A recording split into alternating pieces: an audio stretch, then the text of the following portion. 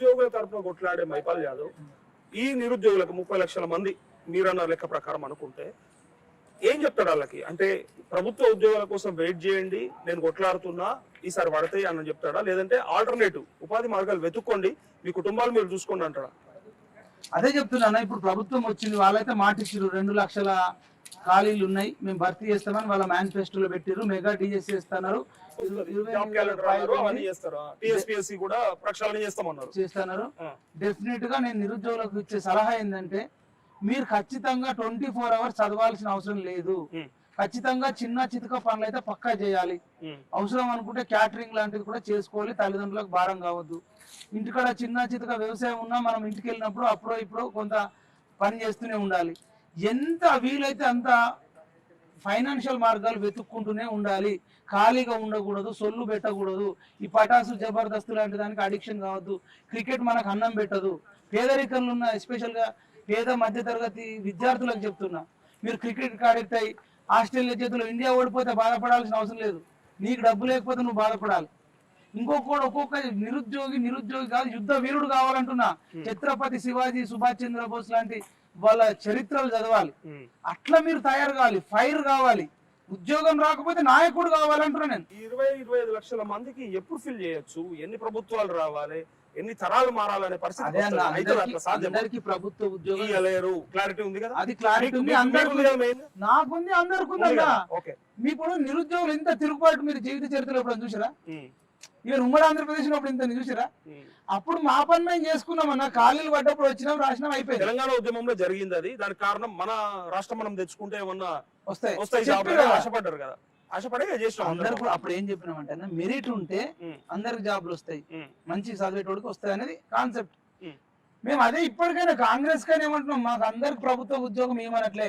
ఎక్కడెక్కడైతే ఖాళీలు ఉన్నాయో అవి భర్తీ నిజాయితీగా జరగాలి. చిక్కులు లేకుండా, చికాకులు లేకుండా, బంధుప్రీతి లేకుండా, డబ్బులుగా అమ్ముకోకుండా నిజాయితీగా ఇచ్చేయండి. మిగిలిన దాంట్లో కూడా ప్రైవేట్ సెక్టర్ లో ఏవైతే ఉన్నాయో మన తెలంగాణ బిడ్డలు ఎవరైనా కావచ్చు, మినిమం ఒక 60%, 70% ఒక లెక్కలు వేసుకొని మన తెలంగాణలోకి ఉండాలి. ఎందుకంటే ఎక్కడెక్కడ నుంచో కంపెనీ పెట్టినావు. భూమి తెలంగాణది, విద్యుత్ తెలంగాణది, డబ్బులు మనది, మెట్రో మనది, ప్రతిదీ నువ్వు ఇన్వెస్ట్మెంట్ మనది. నువ్వు తెలంగాణ ఇవ్వకపోతే ఎట్లా మరి? ఇవ్వాలి కదంటరా. ఎన్ని ఖాళీలు ఉంటా అంతే.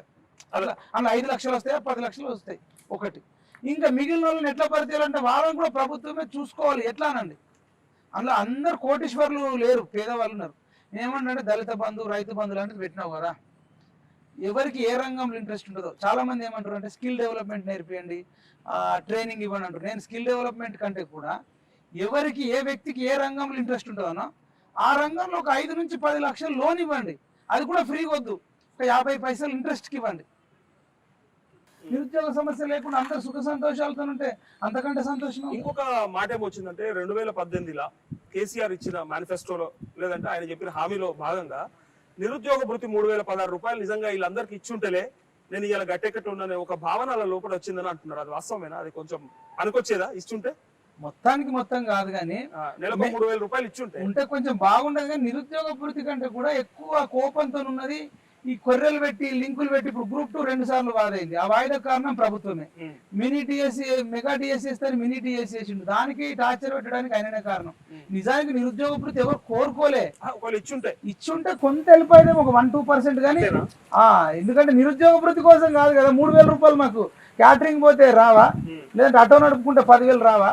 నిరుద్యోగ భృతి ఇచ్చి ఇప్పుడు ఈ ఉద్యోగాలు ఎక్కడ కూడా అమ్ముకోకుండా, ఇప్పుడు గ్రూప్ 1 అమ్ముకోకుండా, గ్రూప్ 2 వాయిదా పడకుండా, మినీ డిఎస్సీ కాకుండా మెగా డిఎస్సీ చేసి, జీవో 46 ప్రాబ్లం లేకుండా గతంలో ఉన్నట్టే మెయింటైన్ చేసి, ఈ లాంగ్ జంపులు, హై జంపులు ఇంత పెట్టకుండా ఉంటే నిరుద్యోగులకు ఇంత కోపం ఉండేది కాదు.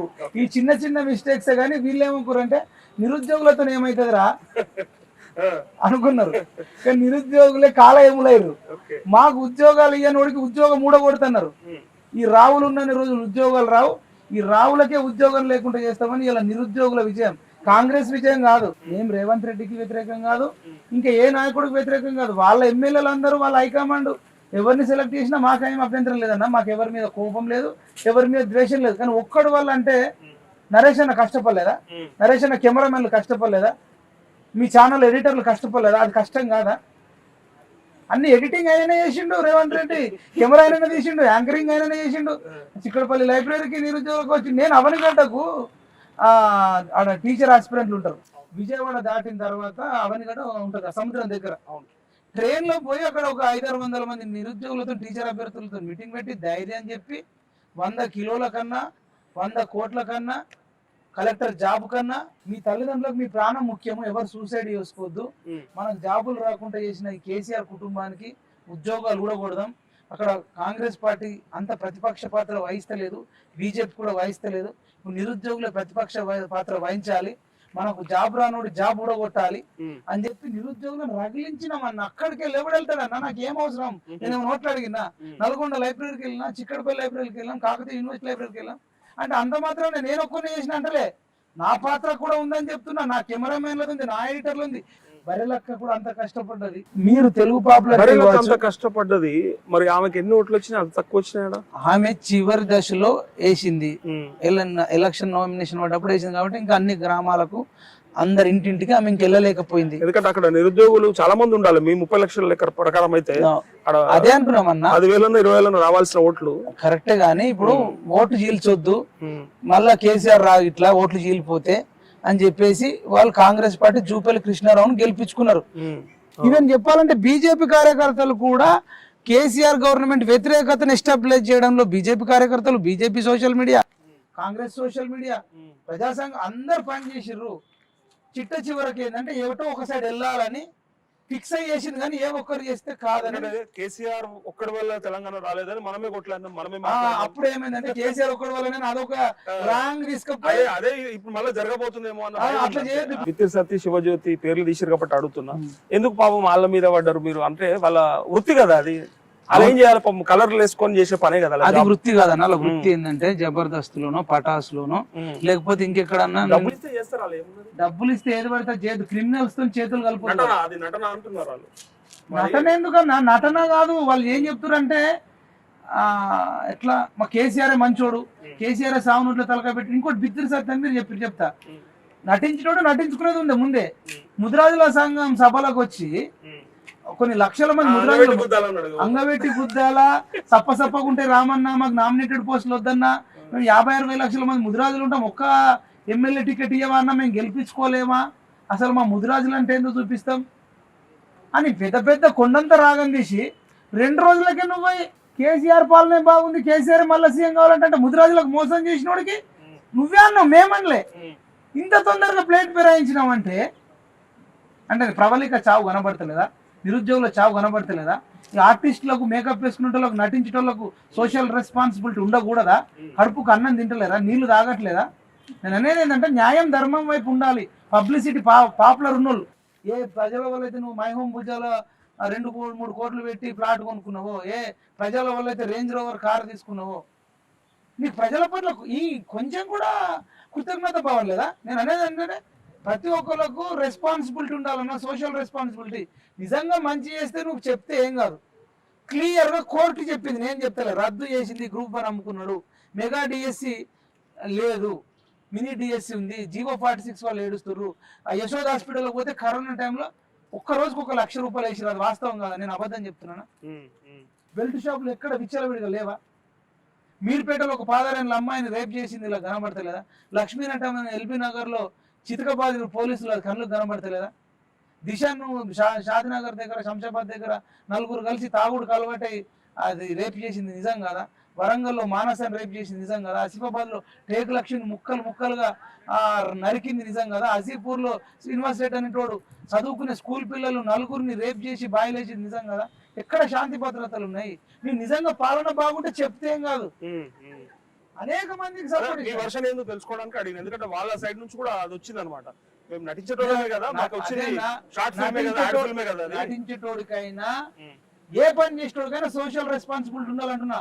అన్ని ప్రొఫెషన్లకు, సాఫ్ట్వేర్ వాడికైనా ఉండాలి, హార్డ్వేర్ వాడికైనా ఉండాలి, డ్రైవర్కి ఉండాలి, కోటీశ్వరుడికి ఉండాలి, పేదోడికి అందరికి సోషల్ రెస్పాన్సిబిలిటీ ఉండాలి. అన్యాయాన్ని నువ్వు అడగలేనప్పుడు అన్యాయం చేసినప్పుడు నువ్వు ఎట్లా సపోర్ట్ చేస్తావు అంటున్నా. అంటే కష్టం వచ్చినప్పుడు రావు, అంటే కష్టపడేది మనము, రేపు సుఖపడేది వాళ్ళ. ఓకే, ఈ టాపిక్ వచ్చింది కాబట్టి సరే వీళ్ళంటే సరే సోషల్ రెస్పాన్సిబిలిటీ లేకుండా ఇట్లాంటి వాటికి ఎంకరేజ్ అదే ఎంకరేజ్ చేసిన డేంజర్, నయం సద్దులు కట్టినోడు కూడా అంతే డేంజర్. సో మీకు అందుకు కోపం వచ్చింది. అంతే. కానీ అంతకంటే ముందు ఈ అనసూయని వాళ్ళని కూడా ఏదో అన్నారు అని విన్నా నేను, అది వాస్తవమా? ఎందుకు అన్నారు మీరు అసలు? నేను అనసూయన్ పర్టికులర్ గా ఏమనలే. ఎవరైతే బీఆర్ఎస్ కు సపోర్ట్ చేసిరో ఇప్పుడు కాదు, అప్పుడు చాలా రోజుల కింద అన్నారట. టాప్ తెలుగు టీవీ ఇంటర్వ్యూలో అనసూయని తిట్టిరు అని వినపడ్డది. అనలేదు, అది ఏమన్నా కూడా ఎగ్జాక్ట్లీ వీళ్ళంటే రెస్పాన్సిబిలిటీ లేదు అనుకుందాం, కానీ ఆమెకి ఏమైంది? ఆమె అయితే సంబంధం లేదు కదా రాజకీయాలకి. సో అప్పుడు ఆమెను ఎందుకు అన్నారు అనేది అప్పుడు ఏదో అనుంటా కానీ నాకు అది ఎగ్జాక్ట్లీ గుర్తు లేదు. కానీ ఎక్స్పోజింగ్ అయితే చేయదనంట. ఆ వీప్ కనబడేటట్టు, తొడలు కనబడేటట్టు, అటెంప్టింగ్ మాటలు, డబుల్ మీనింగ్ మాటలు. దీనివల్ల టీనేజర్స్ అయితే చెడిపోతారు కదా. ఇప్పుడే స్కూల్ అయిపోయి బయట ప్రపంచానికి ఇంటర్మీడియట్ లో కాలేజీలో అడుగు పెడుతున్నా ఆమెకు నువ్వు డబుల్ మీనింగ్ మాటలు, సమాజానికి కనబడేటట్టు, ఆ వీప్ అంతా కనబడు, తొడలు కనబడు, సంకలు కనబడు వల్ల వాళ్ళు కూడా అట్లాంటి డ్రెస్ వేసుకోవాలనుకుంటారు కదా. టీనేజర్స్ పాడవడానికి రేపు సినిమాలు అవి అక్కర్లే, ఫోన్లు సరిపోతాయి కూడా. అవునన్నా, వీళ్ళు ఎగరైతే ఫోన్ లో కనబడుతుంది కదా. ఇప్పుడు మనం ఏంటంటే ఒక రెస్పాన్సిబిలిటీ పొజిషన్ లో ఉన్నప్పుడు మంచిగా ఉండాలి ఎవరైనా సరే అంటున్నాం. కొంచెం పాపులర్ అయిన వాళ్ళు అయితే మంచిగా ఉండాలి కదా. ఓకే.